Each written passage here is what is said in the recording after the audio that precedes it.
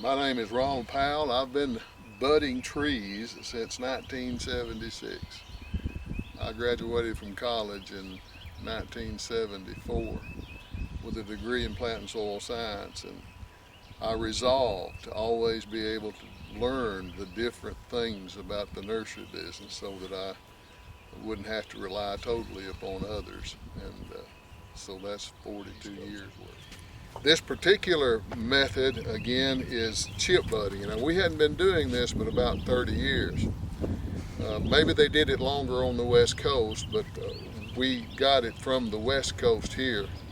And what it's enabled us to do, when the forest pansy redbud, for instance, was first patented, they would bud it and they would get about a 10% stand, and they did it what's called a T-bud or a sap bud, and it would look something like this, and then they'd come around and then slide that bud into that slit.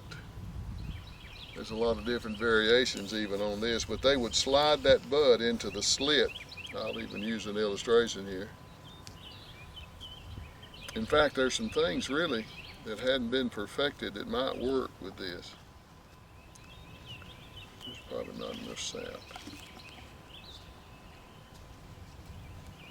But as you can see, that's called a T-bud or a slip bud, and then it would be tied with rubber bands or plastic. There's not enough sap in it to get a good illustration. But we went from 10% bud stand on redbud. I've heard optimistic things like 90. I've never gotten 90%, but I have gotten probably 75, 80%.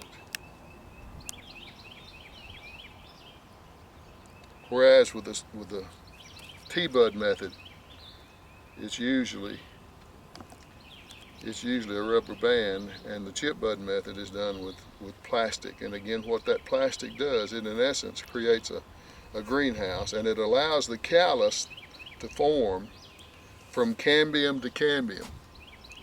And as it does that, then it maintains itself. And I have a rubber band or a plastic.